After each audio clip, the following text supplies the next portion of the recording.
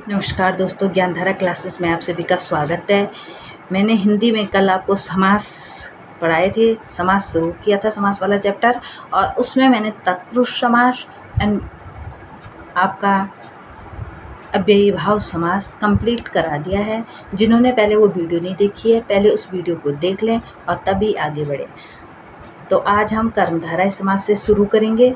अगर मेरी वीडियो पसंद आती हैं तो ज़रूर वीडियो को लाइक करें, ज़्यादा से ज़्यादा अपने दोस्तों में शेयर करें, और जो मेरे चैनल पर नहीं आए हैं चैनल को ज़रूर सब्सक्राइब करें। चलो शुरू करते हैं आज की वीडियो।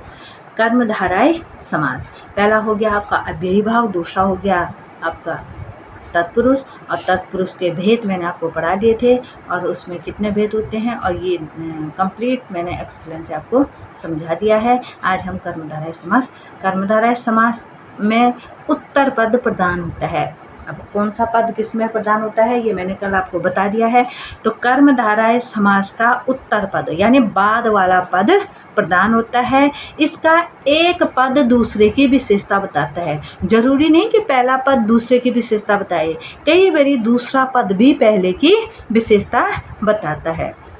पहला पद विशेषण होता है और दूसरा पद विशेष्य होता है। अब पहला पद अगर विशेषता बताएगा तो वो विशेषण हो जाएगा, अगर दूसरा पद विशेषता बताएगा तो वो विशेषण हो जाएगा। एक पद दूसरे पद की विशेषता बताता है, तो जो विशेषता बताता है, जो विशेषता मैंने विशेषण और विशेष्य आपको बता दिए हैं, जो शब्द विशेषता बताता है उसको विशेषण कहा जाता है, और जिसकी विशेषता बताई जाती है उसको विशेष्य कहा जाता है। अब नेक्स्ट चलो, कर्मधारय समास में उपमा व रूपक अलंकार होते हैं। अगर कई बारी परीक्षा में अलंकार पूछे जाते हैं तो कई बारी तो पूरा सेंटेंस वाक्य दिया होता है, एक कविता के फॉर्म में एक लाइन दी होती है और तब पूछा जाता है कि उसमें कौन सा अलंकार है। लेकिन कई बारी एक शब्द दिया होगा, जैसे चरण कमल एक शब्द दिया होगा और पूछा जाएगा इसमें कौन सा अलंकार है। तो प्रत्येक जो कर्मधारय समास के जितने भी पद हैं उनमें ज़्यादातर रूपक व उपमा अलंकार होते हैं, क्योंकि उसमें भी क्या होता है, एक पद दूसरे की विशेषता बताता है। अब उपमा अलंकार, जब मैं अलंकार वाला चैप्टर आपको पढ़ाऊंगी तो सभी अलंकारों को अच्छे से समझाते हुए आपको पढ़ाऊंगी, लेकिन फिलहाल इतना समझ जाए कि उपमा अलंकार में भी क्या होता है, विशेषण और विशेष्य होता है। एक विशेषण एक दूसरे की विशेषता को बताते हैं, एक दूसरे की विशेषता को बताते हैं, तो इसलिए उसको उपमा।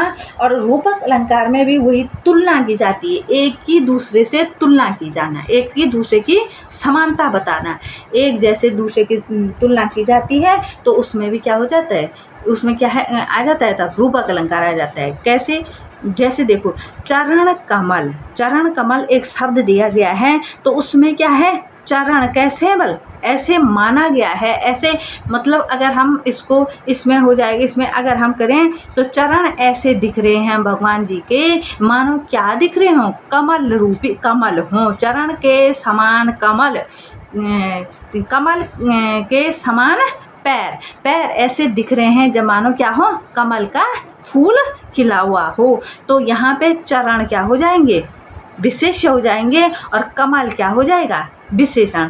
कमल चरणों की विशेषता, पैरों की विशेषता बता रहा है, तो इसलिए ये क्या हो जाएगा, विशेषण हो जाएगा। अगला है कमल नयन, नयन माने आँख, आँख कैसे दिख रही है, कमल की तरह। अब यहाँ पे आँखों की उपमा किससे दी गई है, कमल से, आँखों की उपमा कमल से दी गई है, तो यहाँ पे भी उपमा अलंकार हो जाएगा। कमल के समान नेत्र, ये भी क्या हो जाएगा, कमल के समान नेत्र, तो यहाँ विशेषण क्या हो जाएगा, कमल हो जाएगा, और नयन विशेष हो जाएगा, क्योंकि कमल नयनों की विशेषता बता रहे हैं। देहलता, देह रूपी लता, तो देहलता में मतलब उसका आरोप उसमें किया गया है, तो एक वस्तु की तुलना दूसरी वस्तु से की गई है। देह की तुलना किसे की गई, लता से की गई है, जो टेढ़ी मेढ़ी जो ऐसे बल खाती लताएं होती हैं उनसे की गई है, तो उस यहाँ पे हो जाएगा आपका रूपक अलंकार। तो ये कर्मधारय समास में दूसरा पद प्रधान होता है। एक पद दूसरे पद की विशेषता बताते हैं। कैसे पहचान करोगे कि एक पद एक विशेषण होता है और एक विशेष्य होता है। एक पद दूसरे पद की विशेषता बताते हैं। और कर्मधारय समास के जितने भी पद होते हैं उसमें उपमा और रूपक अलंकार होता है। एक में तो दिखाया जाता है चरण कमल के समान, जहाँ सम समान सो सम समान आता है वहाँ उपमा अलंकार हो गया। और रूपक अलंकार में भी समानता दिखाई जाती है, लेकिन उसमें बीच में शब्द सम वाले शब्द नहीं दिए जाते हैं। अर्थ करने पे हमें उसमें समानता दिखाई जाती है, इसलिए वो रूपक अलंकार हो गया। लेकिन दोनों बात एक ही है कि एक दूसरे की विशेषता, एक दूसरे की समानता दिखाई जाती है। तो ये हो जाएगा आपका कर्मधारय समास। नेक्स्ट हो जाएगा बहुव्रीहि समास। तो बहुव्रीहि समास मैंने पहले आपको बता दिया था कि इसमें जो शब्द दिया जाता है, बहुव्रीहि समास के जो शब्द जितने भी आते हैं, जितने भी शब्द आते हैं वो मिला करके एक तीसरे अर्थ को देते हैं। दोनों पद क्या होते हैं, इसमें अप्रधान होते हैं।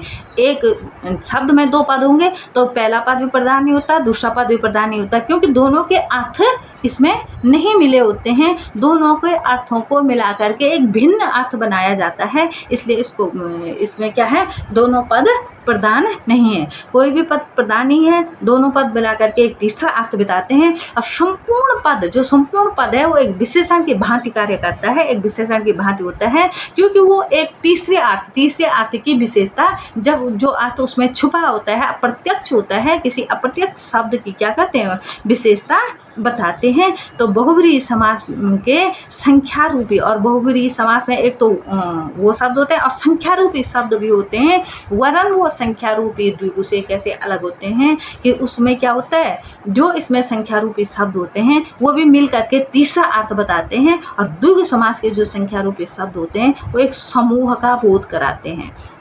तो जैसे लंबोदर, लंबोदर का अगर हम सीधे अर्थ बताएं तो लंबा है उदर जिसका, वो हो जाएगा। लेकिन लंबा है उदर जिसका किसका है, यहाँ पे अगर लंबोदर कहा जाता है तो सीधे सबके दिमाग में एक बात आएगी, गणेश जी। जबकि शब्द का जो, अगर केवल शब्द का अर्थ लें तो शब्द का अर्थ गणेश नहीं, बल्कि उसका अर्थ हो जाएगा लंबा है उदर जिसका। लेकिन ये शब्द लंबोदर, लंबा है उदर जिसका, तो यहाँ पे किसके लिए कहा गया है, गणेश जी के लिए। तो शब्दों का अर्थ न लेकर के बल्कि एक तीसरा अर्थ लेते हैं, तो ये होता है बहुव्रीहि समास के। 10 आनन, 10 हैं आनंद जिसके, 10 हैं मुख जिसके, वो यहाँ पे कौन हो गया, रावण। तो सीधा अर्थ हो जाएगा दशानन का रावण। और अगर दशानन शब्द का अर्थ लें तो इसका हो जाएगा 10 हैं मुख जिसके। तो ये हो जाएगा बहुव्रीहि समास। अगला होगा द्विगु। द्विगु को कहते हैं संख्यावाची द्विगु। द्विगु शब्द में जितने भी शब्द होते हैं, जितने भी, इसका भी उत्तर पद प्रधान होता है, बाद का पद प्रधान होता है, पर इसमें जितने भी शब्द आते हैं द्विगु समास के, जितने भी पद होते हैं वो संख्यावाची होते हैं। उसमें कुछ न कुछ संख्या होगी, 10, 9, 8, 7, 6, 5, जितने भी कुछ न कुछ आगे का जो पद होगा वो संख्यावाची होगा, उसमें कुछ न कुछ संख्या होगी। संपूर्ण पद एक समूह का, और जो संपूर्ण पद होगा वो एक समूह माने एक झुंड का बोध कराएगा। तो हम द्विगु और बहुव्रीहि में इस प्रकार से अंतर कर लेंगे। जैसे दोपहर, दो शब्द आया संख्यावाची, 2 शब्द आया, तो उसमें क्या हो जाएगा, जैसे दोपहर, दोपहरों का समूह, नवरात्र, नवरात्रियों का समूह। इसमें क्या हो जाएगा, समूह आ जाता है। दोपहर, दोपहर हमने बोला तो ये तीसरे अर्थ को इंगित नहीं करता है, तीसरा अर्थ नहीं निकालता है, इसका सीधे सीधे अर्थ हो गया दोपहरों का समूह। नवरात्र बोला तो नवरात्रियों का समूह, तो ये हो जाएगा द्विगु। द्विगु और बहुव्रीहि में यही अंतर है। और कैसे हम द्विगु समास के शब्दों को पहचानेंगे, उसका पहला पद जो होगा संख्यावाची होगा, तो इस प्रकार से हम द्विगु समास के शब्दों को पहचान लेंगे। और बहुव्रीहि के कैसे पहचानेंगे, बहुव्रीहि में हमें पता होना चाहिए कि वो तीसरे अर्थ को बताते हैं। जैसे चतुर्भुज, 4 हैं भुजाएं जिसकी, तो इस चतुर्भुज शब्द का अर्थ हो जाएगा 4 हैं भुजाएं जिसकी, तो वो हो जाएंगे विष्णु भगवान जी। अगर हो जाए अगला हो जाएगा हमारा पीताम्बर, पीला है अंबर जिसका, पीला है अंबर जिसका, वो हो जाएगा कृष्ण भगवान जी। तो पीताम्बर शब्द का अर्थ तो ये था पीला है अंबर जिसका, लेकिन यहाँ पे पीला है अंबर जिसका कौन है? कृष्ण भगवान जी। तो वैसे ही कई शब्द आएंगे कि जो क्या करेंगे, एक तीसरे अर्थ को मृत्युंजय, मृत्यु को जीतने वाला। इसका सीधा अर्थ था मृत्युंजय का अर्थ होता है मृत्यु को जीतने वाला, लेकिन वो मृत्युंजय यहाँ पे नाम किसका आ जाएगा? शंकर भगवान जी का। तो इस प्रकार से हम बहुब्रीहि और द्विगु का हो जाएगा संख्यावाची द्विगु, जिसमें संख्या शब्द आ जाएंगे। संख्या कैसे? जैसे मैंने अभी आपको बताया 2, 9, 8, 7 जो भी आ जाएगा तो वो संख्यावाची क्या हो जाएंगे? द्विगु हो जाएगा। इसी से पता चल रहा है कि कौन सा, जैसे नवरत्न, 9 रत्नों का समूह नवरत्न हो जाएगा। चतुर्वर्ण, 4 वर्णों का समूह द्विगु समास हो जाएगा। इस प्रकार से क्या हो जाएंगे ये, जैसे जहाँ पे भी संख्या शब्द आया तो वहाँ पे संख्या शब्द बहुब्रीहि में भी आते हैं, लेकिन बहुब्रीहि के संख्या शब्द एक तीसरे अर्थ को बताते हैं। और इसमें आप ऐसे इस प्रकार से अंतर करोगे, इसमें तीसरा अर्थ ना आकर के शब्दों का सीधे अर्थ आता है और उसमें संख्यावाची शब्द होता है। अगला हो जाएगा हमारा द्वंद्व। द्वंद्व समास। द्वंद्व का अर्थ ही होता है युग्म या जोड़ा, जोड़ेदार शब्द जो होते हैं वो द्वंद्व समास में आते हैं। दोनों पद प्रधान होते हैं, 2 पद होते हैं तो दोनों पद प्रधान होंगे, क्योंकि जोड़ेदार शब्द होते हैं। सुख दुख, ऊपर नीचे, मोटा पतला, माता पिता, तो दोनों पद क्या होते हैं? इसमें प्रधान होते हैं। अब कैसे? दोनों पदों के बीच युग्म योजक चिन्ह लगा होता है। योजक चिन्ह बोलते हैं हम, जो बीच में ये ऐसा चिन्ह बना होता है इसको योजक चिन्ह बोलते हैं। तो जब मैं चिन्ह पढ़ाऊंगी इसमें तो तब आपको बताऊंगी कौन से चिन्ह को क्या नाम दिया गया है। तो अभी फिलहाल के लिए जो इसके बीच में योजक चिन्ह होता है, जैसे माता पिता, सुख दुख, लाभ हानि, तो इन जोड़ों के बीच में जो ये चिन्ह है इसको योजक चिन्ह बोलते हैं। तो द्विगु समास में क्या होते हैं? जोड़ेदार शब्द जितने भी होंगे वो द्विगु समास के अंतर्गत आते हैं, उसको द्विगु समास कहते हैं। तो अब हो जाएगा आपका द्वंद्व समास कहते हैं, सॉरी द्विगु बोल रही हूँ, द्वंद्व समास कहते हैं। द्वंद्व का अर्थ ही युग्म या जोड़ा होता है। दोनों पद प्रधान होते हैं, दोनों पदों के बीच में योजक चिन्ह लगा होता है। योजक चिन्ह मैंने आपको बता दिया किसको बोलते हैं, जो जोड़ेदार शब्द होते हैं वो क्या होते हैं? द्वंद्व समास में आते हैं। जितने भी ऐसे शब्द आए होंगे जोड़ेदार, अब परीक्षा में जरूरी नहीं है कि ये ऐसे दिए होंगे, ऐसे भी लिखा हो सकता है माता और पिता, लेकिन आपने उसको अगर बीच में हटा दोगे तो ये जोड़ा ही बन जाएगा माता पिता। सुख और दुख भी लिखा हो सकता है, ऐसे भी आ सकता है, लेकिन इतना अंदाजा होना चाहिए कि सुख दुख भी हम ही हो सकता है। तो अब हम सही आंसर तक पहुंच जाएंगे। अब अंतर हो जाएगा कर्मधारय और बहुब्रीहि में क्या अंतर है। तो मेन क्वेश्चन तो ऐसे ही पूछे जाएंगे, ये तो सिंपल क्वेश्चन तो आएंगे नहीं, प्रतियोगी परीक्षा में तो यही पूछे जाएंगे। अब किस प्रकार से अंतर होगा? कर्मधारय में, कर्मधारय कई शब्द ऐसे होंगे कि आपको हमें लगेगा कि इसमें कर्मधारय समास है, लेकिन होता बहुब्रीहि है, और बहुब्रीहि समास है होता कर्मधारय है। पर हम अंतर कैसे मालूम करेंगे? कर्मधारय में एक पद विशेषण होता है और दूसरा पद विशेष होता है, मतलब एक पद दूसरे की विशेषता बताता है। तो उसमें पहला पद भी बता सकता है, दूसरा जरूरी नहीं कि पहला पद ही दूसरे की विशेषता बताए, दूसरा पद भी पहले की विशेषता बता सकता है। एक पद दूसरे की विशेषता बताता है। तो वो हो गया कर्मधारय समास। जैसे नील कमल, नील कमल, नीला है कमल जो, तो कमल की विशेषता बता रहा है उसका नीलापन, उसका नीलापन कमल की विशेषता बता रहा है। तो ये हो जाएगा कर्मधारय। बहुब्रीहि का समस्त पद होता तो वो भी विशेषण है, समस्त पद एक विशेषण का काम करता है, लेकिन वो एक सिंपल उस पद का अर्थ न बता करके उससे अलग एक तीसरा अर्थ बताता है, इसलिए उसको उसमें अंतर इसका। जैसे चक्रधर, चक्रधर का सीधे अर्थ था चक्र को धारण करने वाला, चक्र को धारण करने वाला, लेकिन हम यहाँ पे अर्थ चक्र धारण करने वाला नहीं, तो चक्रधर का अर्थ हम सीधे किससे लेकर जाएंगे? भगवान श्री कृष्ण से। तो ये अंतर इसमें हो जाएगा। अब कई बारी ऐसे शब्द दिए होते हैं, जैसे नीलकंठ शब्द दिया होगा, नीलकंठ, और ये अमूमन कई परीक्षाओं में पूछा भी गया है। अब वहाँ पे अगर ऑप्शन में आएगा कर्मधारय भी आएगा। अब सीधे सीधे नीलकंठ अगर नीलकंठ दिया होगा तो उसमें या तो कर्मधारय ही आया होगा या तो बहुब्रीहि ऑप्शन में आया होगा। यहाँ पे दोनों ऑप्शन में नहीं दिए होंगे। अगर दोनों दिए हैं तो दोनों में से एक भी लिखा तो दोनों ऑप्शन क्या हो जाएंगे, सही ही माने जाएंगे। लेकिन दोनों में से एक ही दिया होगा, या तो कर्मधारय दिया होगा या तो बहुब्रीहि दिया होगा। अगर विग्रह करके आया नीला है कंठ जो, इसमें कौन सा समास है, तो तब तो आप लिखोगे कर्मधारय। नीला है कंठ जो, तो तब तो लिखोगे इसका एक शब्द बनाओ तो ये तो नीलकंठ ही बनेगा, तब आप लिखोगे कर्मधारय। अगर लिखा है नीला है कंठ जिसका, नीला है कंठ जिसका, वो है कौन, भगवान शिव। तो ये नीलकंठ, जो नीला है कंठ जिसका, नीलकंठ, तो ये नीलकंठ किसका अर्थ कौन सा अर्थ बता रहा है, भगवान शिव। तो यहाँ पे हम कर्मधारय न कह करके तब क्या कहेंगे, बहुब्रीहि। अगर वो पूछा गया है नीलकंठ में कौन सा समास है और ऑप्शन में आया है तत्पुरुष हो गया, कर्मधारय हो गया, बहुब्रीहि हो गया, द्विगु हो गया, जिसने कर्मधारय किया वो भी सही और जिसने बहुब्रीहि किया वो भी सही, तब दोनों ऑप्शन सही माने जाते हैं। लेकिन अगर अमूमन इन दोनों में से एक ही पूछा जाएगा, या तो कर्मधारय आएगा या तो बहुब्रीहि आएगा। कई बार दोनों भी दिए जाते हैं ताकि बच्चे कंफ्यूज हो जाएं।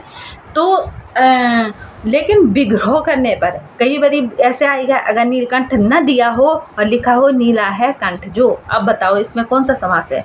तो हमने तो पढ़ा है कि नीला है कंठ, अब हमने जो या जिसका तो पढ़ा ही नहीं, तो हमें ये पीछे का पढ़ना पड़ेगा। नीला है कंठ जो, तो तब क्या हो जाएगा, कर्मधारय। वो कंठ की विशेषता बता रहा है, वो नील शब्द यहाँ पे नीला है कंठ जिसका नहीं, वो गले की विशेषता बता रहा है कि नीला गला है, इसका नीला गला है। तो यहाँ एक शब्द विशेषण और एक विशेष्य हो जाएगा, तो यहाँ हो जाएगा कर्मधारय। लेकिन जब ऑप्शन में दिया होगा नीला है कंठ जिसका, अब इसमें कौन सा समास है, तो वहाँ नीला है कंठ जिसका किसका था, नीलकंठ किसको बोलते थे, भगवान शिव को, तो वहाँ हो जाएगा बहुब्रीहि समास। और अमूमन ऐसे ही शब्द कंफ्यूजन के लिए पूछे जाते हैं ताकि बच्चे कितना पता कर पाएँ कि कौन सा इसमें समास है। अब अगला है बहुब्रीहि और द्विगु में अंतर। बहुब्रीहि और द्विगु में क्या अंतर होगा, क्योंकि द्विगु समास में भी संख्यावाची होता है और बहुब्रीहि में भी संख्यावाची होते हैं। लेकिन मैंने आपको पहले ही बता दिया है कि कौन से संख्यावाची होते हैं। द्विगु में संख्या में समूह होता है। द्विगु का जो शब्द आएगा उसकी संख्या में क्या होगा, एक समूह होगा। पहला पद संख्यावाची विशेषण होगा। हमेशा पहला पद द्विगु का संख्यावाची होता है, कोई ना कोई संख्या उसमें होगी, लेकिन उस संख्या में क्या होगा, एक समूह होगा। और बहुब्रीहि की में संख्यावाची शब्द आएंगे, पर वो संख्यावाची शब्द एक तीसरे अर्थ को बताएंगे। अब यहाँ भी वही है, चतुर्भुज, जैसे चतुर्भुज शब्द आएगा, तो यहाँ इस चतुर्भुज शब्द में द्विगु समास भी है और बहुब्रीहि भी है। अब कैसे हम पता करेंगे, या अगर चतुर्भुज शब्द आया और उसमें पूछा गया कि वहाँ ऑप्शन में आया कर्मधारय आया, अव्ययी भाव आया, या द्विगु आया और बहुब्रीहि आएगा, तो द्विगु भी लिखोगे तो सही है और बहुब्रीहि भी लिखा तो सही है। लेकिन अगर ऑप्शन में आया चारों भुजाओं का समूह, चार भुजाओं का समूह, अब इसमें कौन सा समास है, तो वहाँ हम लिखेंगे द्विगु समास, क्योंकि वो क्या है, समूह पूछा गया है। और अगर पूछा जाएगा चार हैं भुजाएं जिसकी, चतुर्भुज, चार हैं भुजाएं जिसकी, तो किसकी मानी जाती हैं चार भुजाएं, भगवान विष्णु की। तो यहाँ पे चतुर्भुज कहा जाता है भगवान विष्णु को, तो तब हो जाएगा बहुब्रीहि समास। अगर विग्रह करके पूछा जाएगा तो हमने जिसकी, जो, इस, ये पीछे अच्छे से इस बड़ी विग्रह को अच्छे से पढ़ना है और समझना है कि क्या पूछा गया है। जल्दबाजी में ये नहीं कि याद करके रट्टा मार के चले गए कि चतुर्भुज में तो वही था, बहुब्रीहि समास था, तो हमने बहुब्रीहि फटाफट ऑप्शन में सही कर दिया। हमने अगर विग्रह करके पूछा जाएगा जाएगा तो अलग करके अगर पूछा जाएगा तो उसका अर्थ पहले समझना है और उसके बाद उसको सही करना है। लेकिन अगर शब्द पूछा जाएगा, दोनों ऑप्शन दिए होंगे तो दोनों ऑप्शन सही ही माने जाते हैं, उनको कोई नहीं काट सकता है। लेकिन दोनों में से अगर एक ऑप्शन दिया होगा तो चतुर्भुज शब्द में द्विगु भी होता है, क्योंकि संख्यावाची है और बहुव्रीहि भी हो सकता है। अब अव्ययी भाव और तत्पुरुष समास में कैसे अंतर करोगे? अव्ययी भाव के जो शब्द होते हैं उनमें भी उपसर्ग लगे होते हैं, उपसर्ग वाले शब्द अव्ययी भाव में भी होते हैं, और तत्पुरुष में भी एक नए तत्पुरुष आता है, वो भी अव्ययी भाव, वो उसमें भी उपसर्ग लगे होते हैं। लेकिन अंतर हम ऐसे करेंगे कि जो अव्ययी भाव के उपसर्ग लगे होते हैं, अव्ययी भाव में जितने भी उपसर्ग लगे होते हैं, पहले तो उपसर्गों की एक लिस्ट दी हुई है, मैंने आपको अव्ययी भाव में अच्छे से समझा दिया कि कौन कौन से उपसर्ग उसमें लगे होते हैं, तो वो उसको याद कर लेना, तो वहाँ कोई कंफ्यूजन आपको नहीं होगी। पर अव्ययी भाव के जो उपसर्ग होते हैं उनमें कुछ होना होता है, हाँ में होता है, नहीं होता। लेकिन जो तत्पुरुष समास के उपसर्ग होते हैं उसमें कुछ नहीं होना होता है, या तो नहीं शब्द आया होगा या फिर नो शब्द होगा। जैसे अनिष्ट, तो उसका अर्थ हमने बनाना है, जो शब्द दिया होगा अनिष्ट, अब आपको पूछा जाएगा कि इसमें कौन सा समास है। अब आपने तो याद किया हुआ है कि अव्ययी भाव में ही उपसर्ग लगे होते हैं, तो आपने वहाँ अव्ययी भाव लिख दिया, लेकिन हमने उसका अर्थ बनाना है, अर्थ करना है। अनिष्ट माने जो निष्ठ ना हो वो जाएगा अनिष्ट। तो न शब्द जहाँ आया तो वहाँ तत्पुरुष समास हो जाएगा, और जहाँ हाँ में आया तो वहाँ अव्ययी भाव हो जाएगा। इस प्रकार से हमने इसका अंतर अलग अलग करना है। आई होप दोस्तों आपकी समझ में अच्छे से आ गया होगा। फिर भी अगर कुछ रह गया है तो आप कमेंट बॉक्स में जा कर के कमेंट कर सकते हो। अगर मेरी वीडियो पसंद आती है तो उसको लाइक करें और ज़रूर ज़्यादा से ज़्यादा अपने दोस्तों में शेयर करें, ताकि हमको भी मोटिवेशन मिलती रहे और हम आपके लिए अच्छी से अच्छी वीडियो बनाएं। और जो मेरे चैनल पर नए आए हैं, चैनल को ज़रूर सब्सक्राइब करें। Next video next day. Thank you.